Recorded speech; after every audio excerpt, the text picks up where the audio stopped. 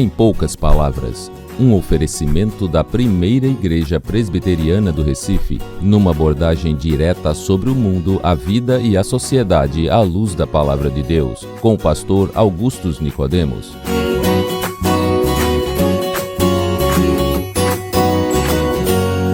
Pastor, hoje a pergunta é meio complicada, eu vou direto sem fazer a entrada do programa. Sou Denis Cavalcante e comigo o pastor Augusto Nicodemos. A pergunta é do Rodolfo, de Marília, São Paulo, e tem o seguinte comentário. Já ouvi muitos calvinistas dizerem que um cristão verdadeiro, que conheceu o verdadeiro evangelho, não se desvia dos caminhos do Senhor, que podem até passar por uma fase de fraqueza, mas não negam o Senhor. Não conseguia entender os textos de Hebreus 6, de 4 a 6, e 2 Pedro 2, de 20 a 21. Muito bem, Rodolfo. Muito obrigado pela sua pergunta, e você vê que ela é tão séria que o Denis já pulou, inclusive a abertura já foi direta para ela.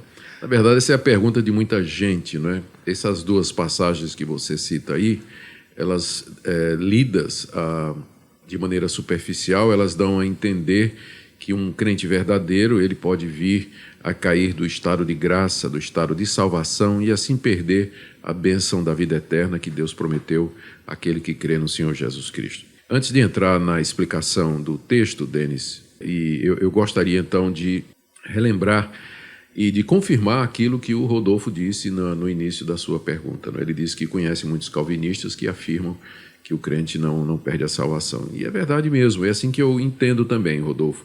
O cristão verdadeiro, ele não se desvia, ele não perde a fé. Por que ele não perde a fé? Primeiro, porque ele foi eleito por Deus antes da fundação do mundo, foi predestinado antes da fundação do mundo por um Deus que é imutável, um Deus que tem um propósito bem definido de ter um povo para si. Então, a salvação nasce nesse decreto de Deus, nessa escolha, nessa eleição de Deus. E uma vez que Deus não muda no seu propósito, então não haverá mudança nenhuma nessa situação. Se Deus elegeu uma pessoa para ser salva, aquela pessoa será efetivamente salva, porque aquilo que Deus deseja fazer, ele faz e nada há que possa impedi-lo. Além disso, a Bíblia diz que Cristo morreu pelo seu povo. Cristo amou a igreja e assim mesmo se entregou por ela. Essa pessoa que foi eleita por Deus antes da fundação do mundo, Cristo morreu por ela na cruz do Calvário, pagando a sua culpa e pagando os seus pecados, de maneira que já não há mais nenhuma condenação para aquela pessoa. Cristo pagou os seus pecados passados, presentes e futuros. Todos os pecados que conduziriam à condenação daquela pessoa foram experimentados por Cristo, a culpa deles foi paga por Cristo na cruz do Calvário, de maneira que não há mais condenação para aquela pessoa. E no tempo certo, Deus chamou aquela pessoa pelo Evangelho de maneira irresistível. A graça de Deus de tal forma operou no coração do eleito que ele voluntariamente creu, se arrependeu, mudou de vida e veio obedientemente aos pés do Senhor Jesus, declarando de coração que Ele é o seu Salvador. E finalmente Deus, através dos meios de graça, através da providência, através da leitura da Bíblia, através das orações, através de todos os recursos que Ele tem ao seu dispor, Ele mantém o eleito que foi salvo pela obra de Cristo e chamado pelo Espírito Santo, mantém a fé do eleito viva aqui nesse mundo. Agora, isso não quer dizer, como você reconhece, que um eleito, que um salvo, um cristão verdadeiro, ele não possa, eventualmente, dar uma fraquejada. A história da Bíblia, as histórias que a Bíblia nos contam, incluem relatos de homens de Deus que tropeçaram, como Moisés, como Davi, e nem por isso eles deixaram de ser homens de Deus, apesar de terem sido punidos severamente por Deus e de que o pecado deles foi denunciado de maneira muito clara. Então é possível uma pessoa que é verdadeiramente cristã, ela passar por um momento de dificuldade. Por isso que nós precisamos de exortações, nós precisamos o tempo todo de estar ouvindo o que a Bíblia nos diz, de que nós temos que perseverar, nós temos que permanecer, nós temos que insistir em obedecer à vontade de Deus, usar os meios de graça, andar em santidade, ler as Escrituras, congregar com os irmãos. A Bíblia com frequência exorta os cristãos a fazerem isso, porque é através desses meios que Deus haverá de nos preservar e manter a nossa fé viva. Mas, por outro lado, a Bíblia também nos adverte contra a presença de falsos cristãos no meio das igrejas. Então, há pessoas que se aproximaram da igreja, eventualmente vieram a se declarar cristãs, tiveram um certo conhecimento do Evangelho, entenderam as verdades bíblicas, adotaram uma maneira de viver parecida com a de um cristão, mas, na verdade, elas não eram cristãs de fato. O exemplo, talvez, mais conhecido de todos é o do próprio Judas.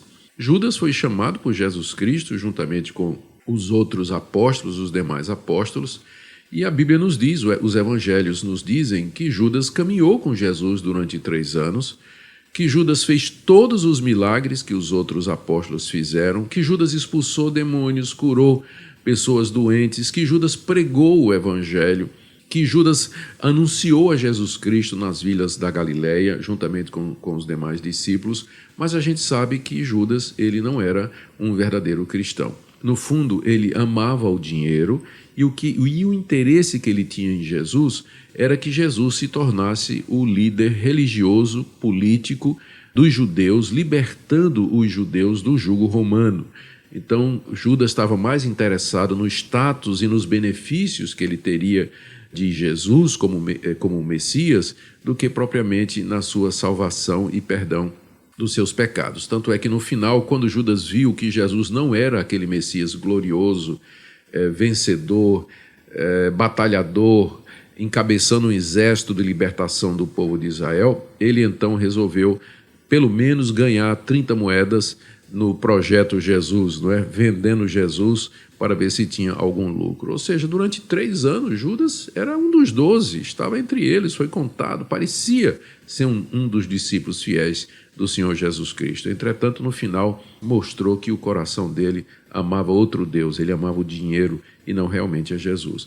O exemplo de Judas mostra que há a mesma situação em muitas igrejas, pessoas que frequentam as igrejas, ouvem sermões, têm algum conhecimento da verdade, experimentaram alguma coisa, se declararam cristãs e até fizeram atos de bondade, podiam até ter se tornado pregadores da palavra de Deus, mas realmente não eram convertidas. É nesse sentido que a gente tem que entender essas passagens que você apontou aqui, Rodolfo. A primeira delas está lá em Hebreus capítulo 6, a partir do verso 4, que eu vou ler agora. Diz assim: é impossível, pois, que aqueles que uma vez foram iluminados, provaram o dom celestial e se tornaram participantes do Espírito Santo, provaram a boa palavra de Deus e os poderes do mundo vindouro e caíram, a ênfase aqui é no caíram, sim, é impossível outra vez renová-los para arrependimento, visto que de novo estão crucificando para si mesmos o Filho de Deus e expondo a zombaria.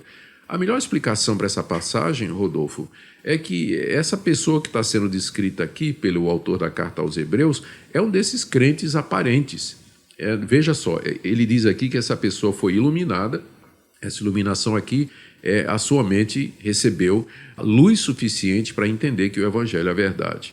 Provaram do dom celestial, ou seja, experimentaram de alguma forma, tiveram aquelas emoções e aqueles sentimentos de quem participa de uma comunidade cristã, se tornaram participantes do Espírito Santo, ou seja, foram beneficiados pelo ensino, pelos dons do Espírito Santo que foram ministrados a ele, provaram a boa palavra de Deus, escutaram todos os sermões que foram pronunciados na sua comunidade e os poderes do mundo vindouro, ou seja, é uma pessoa que está ali na comunidade cristã e se beneficiou de tudo que estar numa comunidade cristã proporciona: emoções santas, iluminação, conhecimento da palavra de Deus. Contudo, essa pessoa não era crente. É possível alguém chegar tão perto, como Judas chegou, e na verdade não ser crente. E caíram, ou seja, finalmente essa pessoa como Judas resolveu voltar atrás, abandonou realmente o Evangelho e se retirou para o seu próprio lugar. Essas pessoas, aqui diz o autor de Hebreus, é impossível renová-los para arrependimento, porque eles estariam de novo crucificando o Filho de Deus e expondo a zombaria. Ou seja, essa pessoa já demonstrou que é uma apóstata, não é? Ela conheceu, chegou perto, experimentou de tudo, mas na verdade ela não era de Cristo e ela abandonou o caminho do Evangelho. Então, de fato, para essa pessoa não existe expectativa nenhuma mais. É o chamado apóstata.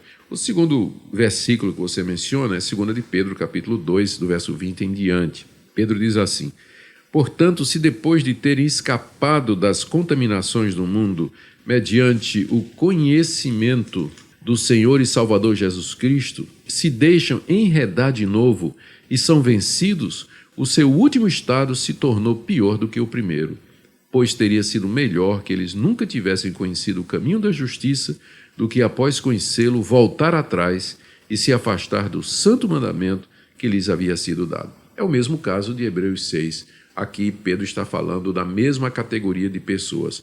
Gente que teve o conhecimento de Deus, participou das comunidades cristãs, gente que estava lá juntamente com os cristãos, participando do culto, ouvindo a palavra de Deus, cantando, ofertando, tendo aquelas sensações, aqueles sentimentos, mas no fim eles simplesmente se deixaram enredar e foram vencidos. Voltaram atrás, caíram em pecado, abandonaram tudo aquilo que eles tinham aprendido. A verdade é que eles nunca, de fato, foram de Deus.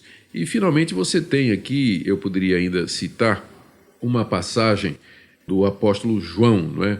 Do apóstolo João, onde ele reconhece que muita gente estava saindo das igrejas, mas aí ele dá uma explicação.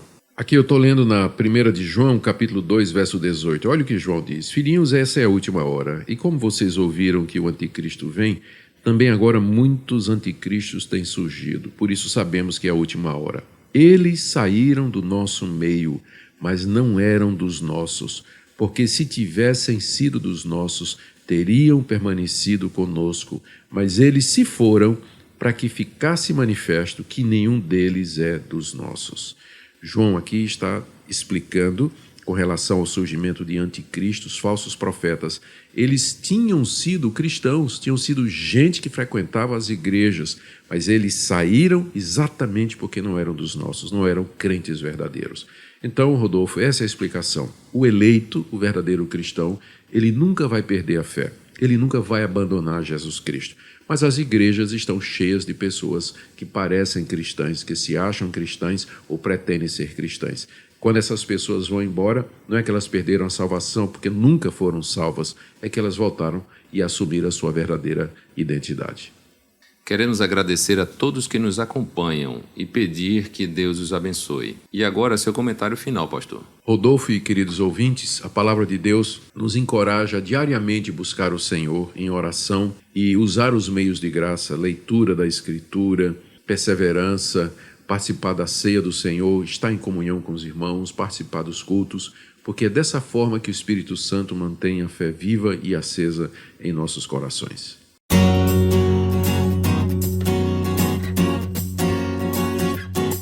Você acabou de assistir Em Poucas Palavras, um programa da Primeira Igreja Presbiteriana do Recife. Visite-nos à Rua das Crioulas, número 120 Graças, Recife, Pernambuco. Site www.primeiraigreja.org.br. E-mail empoucaspalavras@primeiraigreja.org.br.